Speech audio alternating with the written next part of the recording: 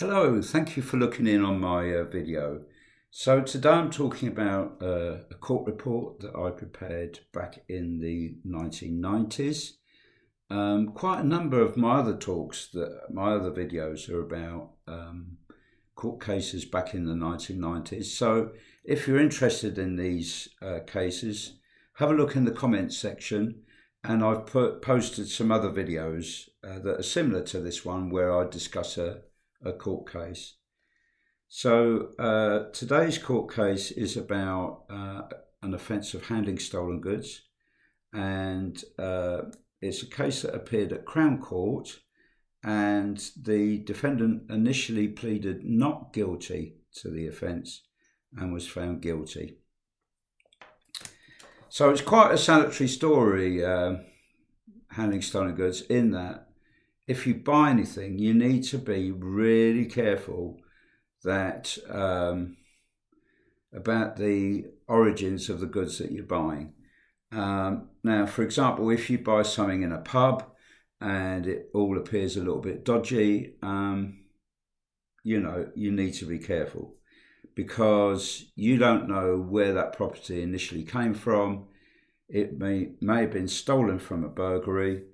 And people that handle goods, proceeds of burglaries, tend to be treated very severely, and just as severely as the people who committed the burglary. So in law, handling stolen goods can be treated very, very, very severely. So in this case, we got a 33-year-old man, and quite a normal upbringing, actually. Many offenders have broken childhoods, have stopped going to school, have been victims of something or other, or they've got drug and alcohol abuse.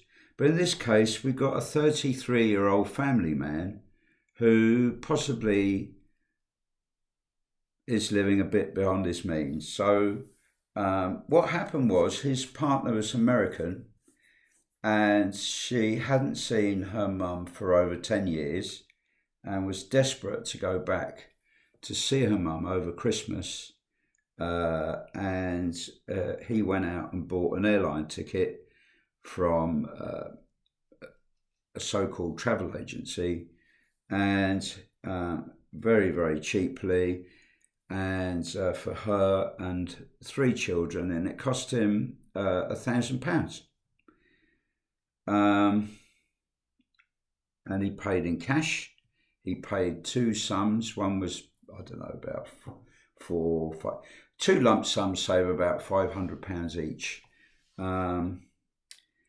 So off she went to America for Christmas, and when his partner came back, he went to meet her at Heathrow, and lo and behold, who should be there but the police? And they arrested him in front of his partner and the 3 daughters, aged 12, 5 and 3. And his partner was absolutely livid about it. So it turned out that the airline tickets had been purchased with a stolen credit card by this so-called travel agency. So they were a dodgy outfit. And he pleaded not guilty, saying, well, he bought these in good faith, but had been found guilty. And now here he is in front of me, very, very apologetic. And he's kind of saying, well, yes, I kind of knew that the ticket might be dodgy. And I kind of knew that the travel agency seemed quite dodgy. So I accept that I've been found guilty, and I'm really sorry. I really, really sorry about this offence. And I've sold my car to compensate the victim, and I've offered the money from the sale of my car, £1,000, to compensate for these tickets that were bought illegally. He appeared really genuinely sorry, very quietly spoken, very mild-mannered, and quite a likeable person in a way. So anyway, talking about his background, he had a normal, happy childhood. Like I said, didn't come from a broken home. The only kind of interesting thing to note was he had 10 brothers and sisters. So he was child one of 11 children. Can you imagine? So big family, uh, normal schooling, did okay at school, left school, went and worked for the same at the same factory as his dad. Different sort of job though. He was apprentice maintenance man. Uh, was there for 7 years, completed all his sitting guilds qualifications, did quite well. Then he got promoted to foreman, and then he went for a job in one of the top class American hotels in London. I'm not going to give its name because, as you know, I disguise the identities of the people and change little details. But anyway, it's one of the top 4-star hotels in London, and he was there for about 2.5 years, and then he lost his job. And at this point, he pointed out that his record of convictions, which were presented to the court by the prosecution, by the Crown Prosecution Service and the police, were inaccurate, totally inaccurate, because they had lots of convictions missing. And he pointed out that, in fact, he lost his job because he got sentenced to a custodial sentence.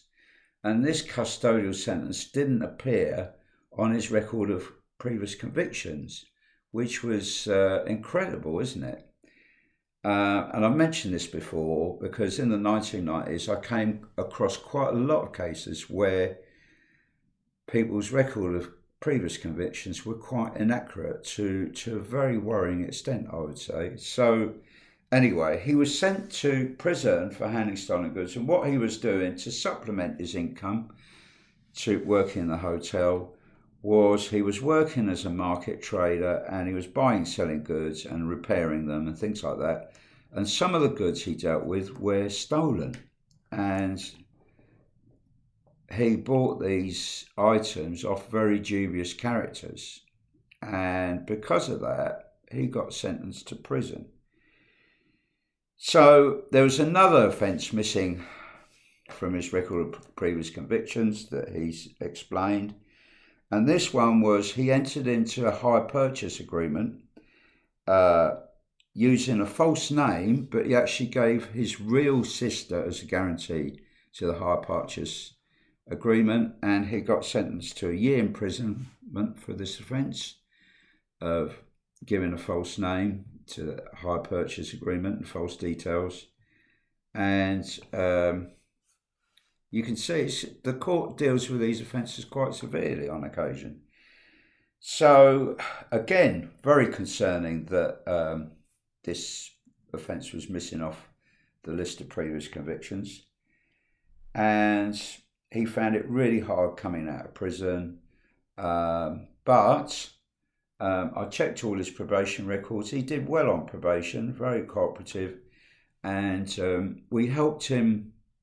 He had a stable address. I think his offending was about that he was living beyond his means, really. And I think there's a pattern here where he's trying to provide for his partner and children and perhaps spend too much money on his partner or something like that. And anyway, records indicated that he behaved really well in prison. He was a model prisoner, behaved very helpfully and so on.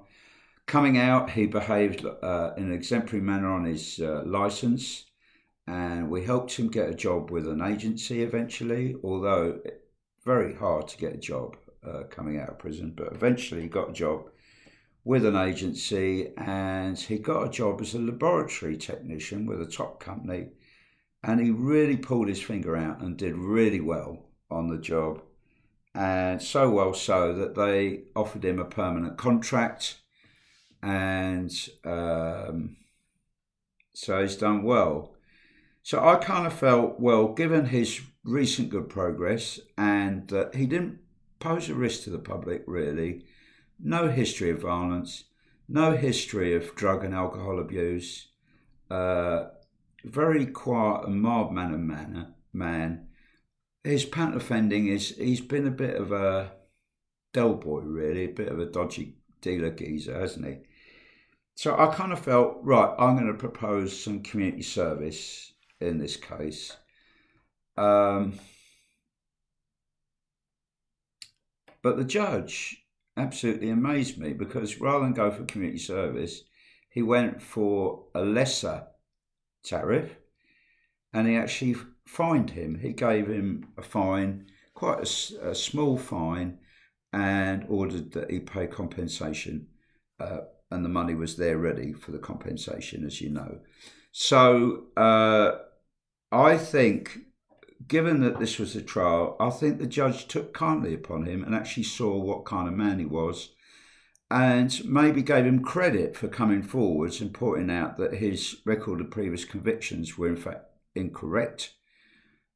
Gave him credit for that and gave him credit for his genuine remorse, I think, and credit for the fact that the money was there for the compensation of the victim.